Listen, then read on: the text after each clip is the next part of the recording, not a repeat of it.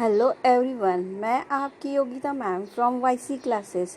आज हम पढ़ने जा रहे हैं सेकेंड लेसन ऑफ इंग्लिश, जिसका नाम है डे ड्रीम्स। डे यानी कि दिन और ड्रीम्स यानी कि सपना, दिन में देखा हुआ सपना। Once there lived a couple who spent a lot of time in idle talk. One day, the husband said, I have always wanted to keep cows. If by chance I get some extra money from somewhere, I am going to buy a few cows. Once there lived a couple. बहुत पुरानी ज़माने की बात है। एक couple रहा करता था। Who spent यानी कि उनका पूरा दिन a lot of time in idle talk. Only इधर उधर की बातें करने में उनका टाइम चला जाता था। One day the husband said, एक दिन हस्बैंड अपने वाइफ को बोलने लगा, I have always wanted to keep cows. मुझे हमेशा ऐसे लगता था कि मैं अपने घर में काउज यानी कि गाय रखूँ या उनको पालूँ. इफ़ बाई चांस, अगर मुझे कोई चांस मिलता है, I get some extra money from somewhere. तो क्या करूँगा मैं? I get some extra money from somewhere. अगर मुझे कहीं से पैसे मिलते हैं, somewhere means कहीं से. I am going to buy a few cows. तो मैं कुछ गाय अपने लिए खरीदूँगा या buy करूँगा. Buy means what? That खरीदना. But that means a lot of work you have to feed the cows, walk them. But that means a lot of work. अगर मैंने गाय खरीदी तो बहुत सारा काम तुम्हें करना होगा. अब वाइफ कहती है, you have to feed the cows. क्या क्या करना है वाइफ को? feed the cows. काउस को खिलाना है, walk them, बाहर उन्हें लेके जाना है, bath them, उनको नहाना है, नहलाना है, milk them, उनका दूध निकालना है. Cows need a lot of looking after, यानी कि अगर हमने गाय रखी तो हमें उनकी देखभाल भी करनी पड़ेगी. One cow would be enough, एक गाय इनफ हो जाएगी. There is no need to buy more cow said the wife. तो यहाँ पे वाइफ कहती है कि एक गाय हमारे लिए इनफ है, उससे ज़्यादा गाय खरीदने की कोई ज़रूरत नहीं है.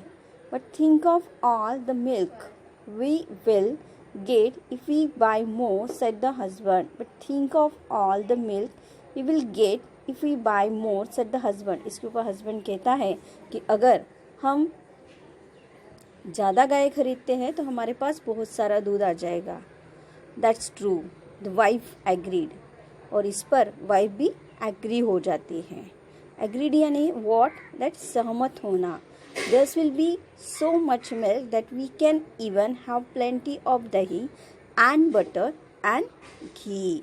अब वाइफ कहती है कि अगर हमारे पास बहुत सारा दूध होगा तो हमारे पास दही भी बहुत होगा, बटर भी बहुत होगा और घी भी बहुत होगा.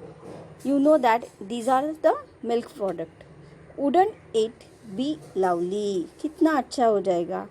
How lucky that I have all these other pots kept aside. I will use one of the pots for milk, one for dahi, one for butter. कितना अच्छा हो जाएगा. मैं एक पॉट में दही रखूँगी, एक में बटर, एक में milk, ghee. I will put in another jar, और घी किसी और जार में रख लूँगी. And I will use this remaining pot to send milk to my sister.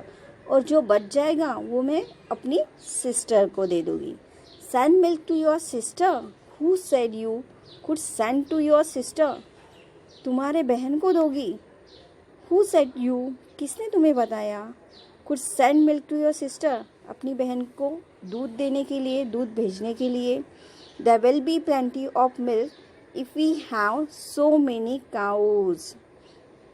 Why shouldn't I send it to my sister? हमारे पास बहुत सारी गायें होगी, बहुत सारा दूध होगा, तो मैं मेरे बहन को दूध क्यों नहीं भेज सकती? Because we are going to sell it in the market. नहीं, क्योंकि हम वो जो दूध है वो कहाँ बेचने वाले हैं? मार्केट में. दैट्स वाई, इसीलिए I will decide what to do with all that milk. मैं डिसाइड करूँगा कि उस पूरे दूध के साथ क्या करना चाहिए।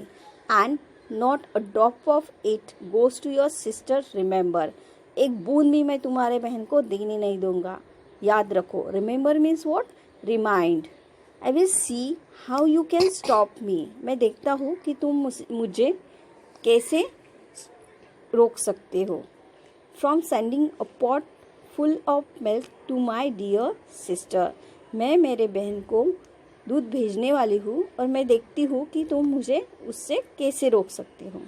आई do all the hard work running after the cows, so naturally I will decide what happens to the milk. मैं पूरा दिन गायों की देखभाल करूँगी और इसीलिए मुझे पूरा हक है कि इस दूध का क्या करना चाहिए। Just try stopping me, the wife exclaim. अब यहाँ पे वाइफ कहती है कि ऐसा करने से मुझे मत रोको। Is that so? Shouted the husband. अब जब ये सब होता है तो इस पर हस्बैंड जोर जोर से चिल्लाने लगता है। Shouted means what? चिल्लाना। The husband, shouted the husband, husband wife के ऊपर चिल्लाता है। Watch this, then he began to lift and smash the earthen pots one by one. क्या होता है कि वो जोर जोर से चिल्लाने लगता है और earthen pots one by one फोड़ने लगता है। His wife began to scream. Scream means चिल्लाना, जोर जोर से चिल्लाना। और उसकी वाइफ बहुत जोर जोर से वहाँ पे आवाज़ करने लगती है। गोपाल भांड who was passing by. Passing by means एक गोपाल भांड नाम की व्यक्ति थी और वो वहाँ से जा रही थी। Heard all the commotion and rush inside. ये सब बातें वो सुनने लगता है और अंदर वो आवाज़ें सुनकर वो अंदर जाता है। When he heard what had happened, जब वो सुनता है कि ये क्या चल रहा है, he picked up a stout stick that stood in a corner and began to swish it through the air and pound it on the floor. अब जब वो सुनता है तो सुनने के बाद बाजू में एक स्टिक रखी हुई होती है। स्टिक यानी कि एक लकड़ी। That stood in a corner. Stood in a corner यानी कि कॉर्नर में एक लकड़ी रखी हुई होती है। वो उठाता है and began to swish. Swish means घुमाता है। It through the air and pound it on the floor. और फ्लोर के ऊपर उसे पटकता है।